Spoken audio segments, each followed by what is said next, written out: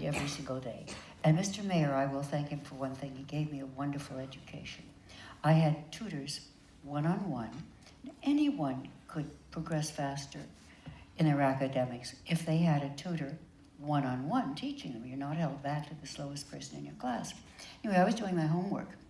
And because Irene Dunn was supposed to be blind, we had a doctor on the set to check all of the medical, so that there would be no slip-ups and people would go he in the audience. They're not supposed to say that.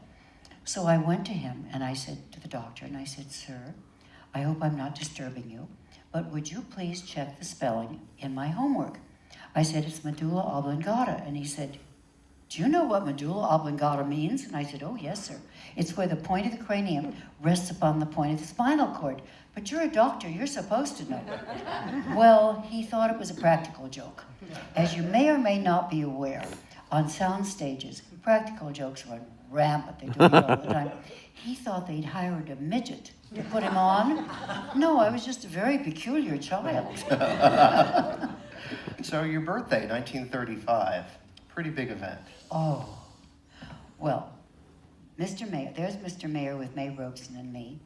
May Robeson was a wonderful character actress who was very famous and very beloved by those who knew her and those who admired her on screen.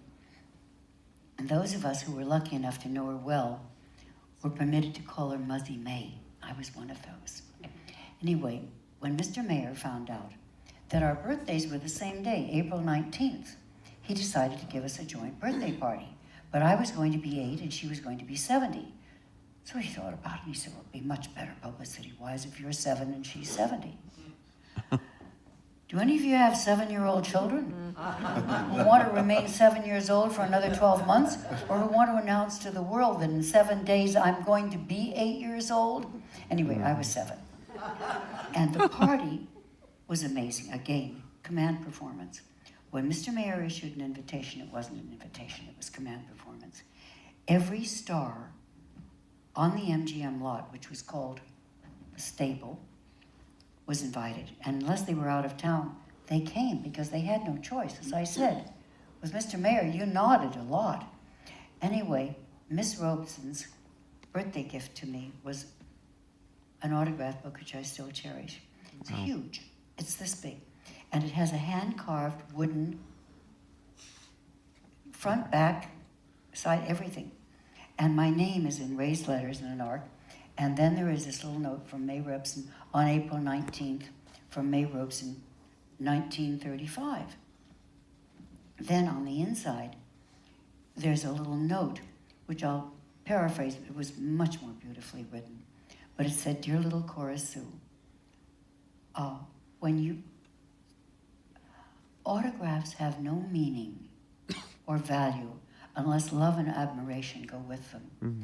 And when you've counted your April 19th, as often as I have, I hope your autograph book has as many fond memories as mine," something to that effect. Mm. Well, I was so touched. And I don't know if you can read the names on that first page, but you have no idea the people who signed my autograph book. I mean, now, scrunched up at the top was Mr. Mayer's name, because I didn't know I was supposed to wait for him to come so he could sign the first page, but he had to be the first to sign it, and there he is up the top. But, I mean, there's Jean Harlow, Joan Crawford. I mean, I can't read the names from here. Oh, Freddie, everybody on the lot. There's a great photo of you with Jean Harlow. Jean Harlow came on her lunch hour. She was making China Seas, that she was in costume. She was she was such a sweet, dear lady. I lived such a charmed life, because unless a child is really a brat, it's hard to be rude to them or unkind. I had so many wonderful experiences getting to know these fantastic stars and being able to call them till the end of my life, with many of them my dear friends. She was a lovely lady. She went much too soon. So by 1936, you were 8 years old and you've made 30 pictures in 3 years, which is pretty insane. I told you we worked. So you've got to be tired at this point. Yes. So what's MGM decide for you next? Radio. I enjoyed it. I had never done radio up until then, maybe a couple of little walk-ons or something. But Lionel Barrymore and I had a program, I think it was an hour or maybe it was a half-hour show, it seemed like an hour to me, where he read me sonatas, no? Sigmund Romberg. Oh, but Sigmund Romberg. And it was operettas. Yes, Sigmund Romberg was a very, very famous composer and symphony conductor at the time. And the three of us sort of had this chit-chat and so forth, and it was wonderful, and I enjoyed it so much. But during that, I also made a lot of appearances on the Lux Radio Theater, which is there with, let's see, that's Al Jolson. Ruby Keeler and Ruby Cecil B. Keeler. DeMille. And Cecil B. DeMille. Cecil B. DeMille directed the Lux Radio Theater. He was a wonderful man. You all know who he was. I mean, he was fabulous. But he had a stopwatch, which was fabulous. And he wore it with a little watch fob. And he would let me play with it because I was very careful.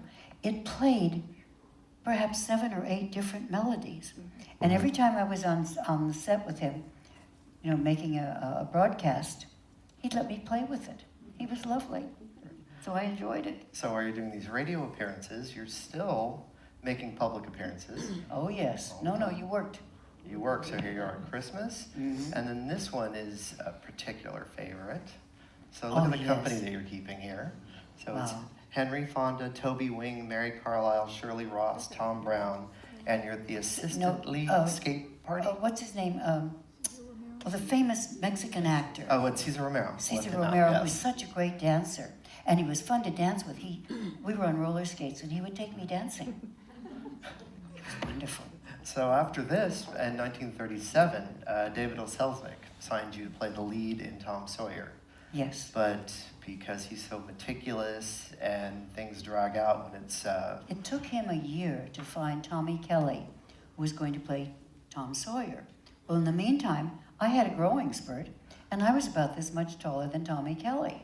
So they paid me, so they had to use me. So I played Amy Lawrence instead of playing Becky Thatcher, the lead. But whatever, I enjoyed the film. So in 39, you make a couple of pictures. And at this point, you've moved on from being more of a